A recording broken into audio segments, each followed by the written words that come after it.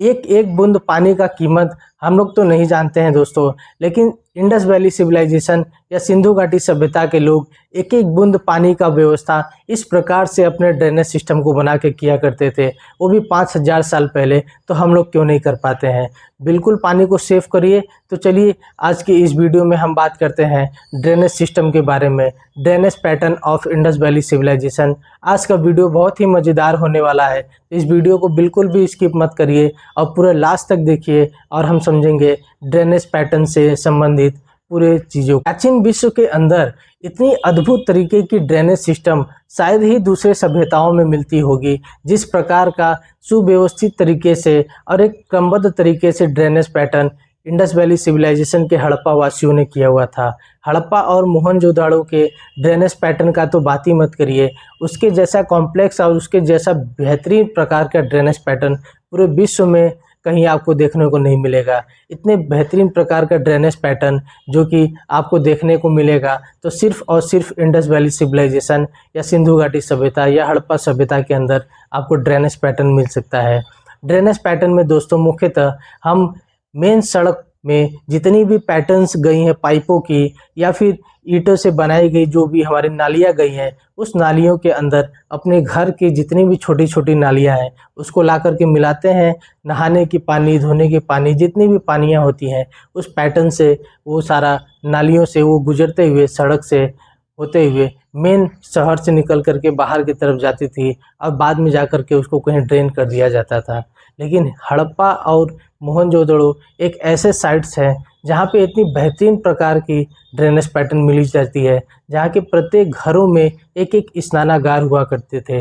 Main सड़क के दाहिने और बाएं तरफ दोनों प्रकार से घर बनाए जाते थे। अब घर के एकदम किनारे वाले हिस्से में एक स्नानागार हुआ करता था। स्नानागार का मतलब कि बाथरूम हुआ करता था दोस्तों, जहाँ पे मेल और फीमेल और बच्चे को स्नान कराया जाता था और उसके पानियों को निकाल करके मेन चैनल जो घर की छोटी छोटी नालियाँ है उसको सड़क के मुख्य नालियों से में मिला दिया जाता था। और जितने भी हमारे बाथरूम्स के पानी है, नहाने के पानी है या किसी भी प्रकार का जितने भी वेस्टेज पानी है वो सारे छोटी छोटी नालियों से होते हुए उस बड़े वाले ड्रेनेज पैटर्न में जाता था।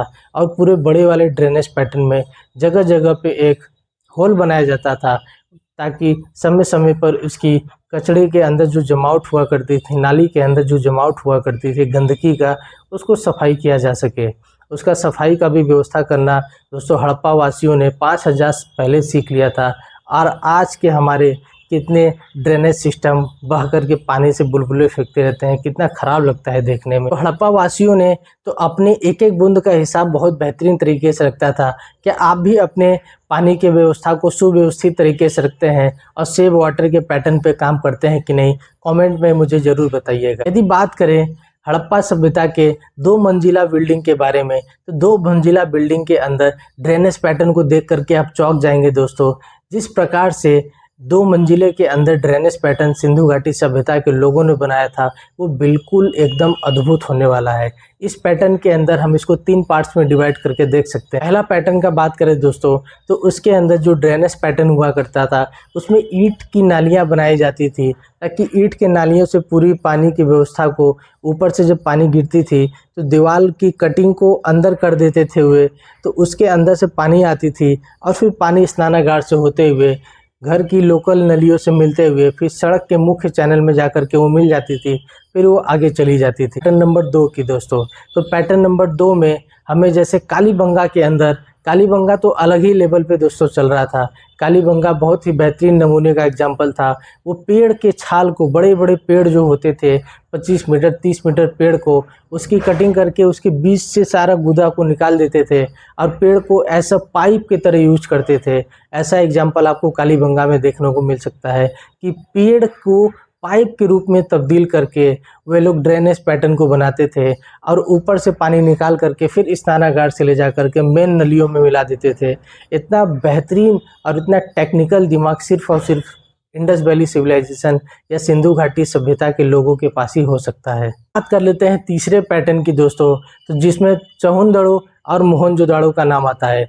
चहुंदड़ो और मोहनजोदाड़ो के अंदर एकदम बेहतरीन पक्की ईंटों से बनी नालियों का साक्ष्य मिलता है। जब आर्कियोलॉजिस्टों ने वहाँ पे जाकर के इसका एक्सकवेशन किया बाकायदे, तो देख करके हैरान हो गए कि 5000 साल पुरानी सभ्यता के अंदर पक्की ईंटों का नालियाँ मिला हुआ है, जो कि मोहनजोदड़ो और चहुंदड़ो के अंदर एकदम बेहतरीन मिसाल है। ये तो 3 प्रकार के दोस्तों साक्ष्य हुए जो 2 मंजिला बिल्डिंग के लिए काम किया करते थे। अगर हम बात करें तो घर के अंदर लोकल छोटे छोटे नालियाँ मुख्यतः नालियों से जाकर के कनेक्ट हो जाते थे। हम बात कर लेते हैं कालीबंगा की, तो कालीबंगा के अंदर ये एकमात्र ऐसा पूरे हड़प्पन सिविलाइजेशन के अंदर साइट था जहाँ पर सार्वजनिक नलियों का बहुत ही अभाव हुआ करता था। यहाँ पे सार्वजनिक नली नहीं हुआ करता था, तो इसके लिए वे लोग एक सिस्टम को यूज करते थे जिसका नाम हुआ करता था छिद्र युक्त पैटर्न। एक सिस्टम को यूज करते थे जिसका था नाम सोक्ता। जैसे आज के घर में हम लोग सेफ्टी टैंक बनाते हैं, उसी प्रकार से कालीबंगा के लोग एक सेफ्टी टैंक का इस्तेमाल किया करते थे और उनके घर की जितनी भी पानियाँ आया करती थी उसको, चूँकि वहाँ पे सार्वजनिक नलियाँ नहीं थी, इसीलिए उनके घर के सारी पानियाँ उसके सेफ्टी टैंक में ही जाता था और ग्राउंडेड वाटर के अंदर चला जाता था और वहाँ पे जाकर के ज़मीन सोखा करता था। आज भारत के अंदर भी बहुत सारे ऐसे घर हैं जहाँ पे सेफ्टी टैंक का ही इस्तेमाल किया जाता था, जहाँ पे दूर दराज अगर गांव में जाकर के आप देखेंगे तो वहाँ पे आपको ड्रेनेज पैटर्न नहीं मिलता है, तो वे लोग पानी को ग्राउंड में ही छोड़ देते हैं। यदि बात करें दोस्तों लोथल की, तो लोथल पे जब आर्कियोलॉजिस्ट वहाँ पे पहुँचे जब इसका एक्सकवेशन करने के लिए, तो जब वहाँ पे उनकी नालियों से मुलाकात हुई तो नालियों को देख करके बिल्कुल एकदम शॉक्ड सा हो गए कि सीढ़ी नुमा नाली मात्र और मात्र लोथल के अंदर ही पाया जा सकता है। एक सीढ़ी वाले पैटर्न का नाली जो है दोस्तों वो हमें लोथल के अंदर मिलती है और फिर उस नाली को स्नानागार से ले जाते हुए सड़क के मुख्य नालियों में ले जाकर के मिला दिया जाता था। इतनी बेहतरीन समझ और साइंटिफिक अप्रोच के साथ हड़प्पा वासियों ने अपने ड्रेनेज पैटर्न को बनाया था। कि आप भी अपने ड्रेनेज पैटर्न को बेहतरीन बनाने के लिए प्रयत्न है तो कमेंट बॉक्स में हाँ कर दीजिए। मोहनजोदड़ो के अंदर 700 से भी ज़्यादा कुएं के साक्ष्य मिले हुए हैं। यह अपेक्षाकृत हड़प्पा से ज़्यादा हुआ करता था। मोहनजोदड़ो के अंदर 700 से भी ज़्यादा कुएं के साक्ष्य मिले हैं। यदि हम बात करें ड्रेनेज पैटर्न का, तो मोहनजोदड़ो के अंदर कहीं न कहीं जो कुएं हुआ करते थे उसके बगल से ही नलियों का निकास हुआ करता था, तो कभी कभी वो नलियाँ लीक किया जाता था और लीक करके उसका पानी कुएं के अंदर जाता था, तो कुएं का पानी दूषित हो जाता था। इसीलिए इंडस वैली सिविलाइजेशन के लोग कभी कभी बीमार भी पड़ जाते थे कुएं का पानी पी करके। यदि हम बात करें तो मोहनजोदड़ो के अंदर प्रत्येक घरों के अंदर एक एक कुआं पाया जाता था, वो उनके पानी पीने का व्यवस्था करता था।